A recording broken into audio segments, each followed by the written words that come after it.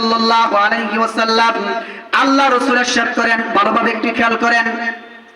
হযরত ইবনে আব্বাস রাদিয়াল্লাহু তাআলা আনহু বর্ণনা করেন, আন্না রাজুলাইনি সাল্লায়া সালাতাজ যুহরিয়া ফিল আসরি ওয়া কানা সাইমাইনি, দুইজন ব্যক্তি আমাদের সাথে যোহর কিংবা আসরের নামাজ পড়ছিল, এমত অবস্থায় তারা রোজাদার ছিল। তরজমা বুঝছেন? দুইজন ব্যক্তি আমাদের সাথে কি যোহর কিংবা আসরের নামাজ পড়ছিল, তারা রোজাদার ছিল।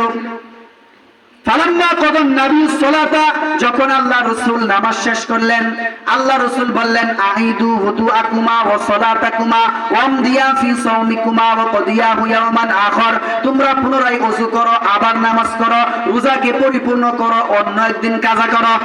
বুঝছেন? দুইজন ব্যক্তি আল্লাহ রাসূলের সাথে যোহর কিংবা আসরের নামাজ পড়ছিল, দুইজন ছিল রোজাদার। যখন মুহাম্মদ সাল্লাল্লাহু আলাইহি সাল্লাম নামাজ শেষ করলেন, আল্লাহ রাসূল বললেন, আবার ওযু করো, নামাজ করো, রোজা পূর্ণ করো, অপর দিন একটা রোজা কাজা করো। এই দুইজন সাহাবী বললেন, ক্বালা লিমা ইয়া রাসূলুল্লাহ, কেন আমরা ওযু করাম, নামাজ পড়াম, রোজা করাম, আবার কাজাও করাম?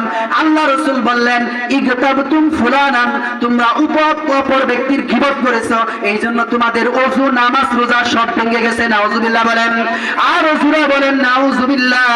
এবার আপনি প্রশ্ন করবেন, হুজুর ওযু ভাঙার কারণ ভিতর তো গীবত করলে ওযু ভাঙা যা, এমন তো জীবনে শুনছি না। গীবত করলে নামাজ ভাঙা যা, এইটাও তো শুনছি না। গীবত করলে রোজা ভাঙা যা, এমন শুনছেন নাকি?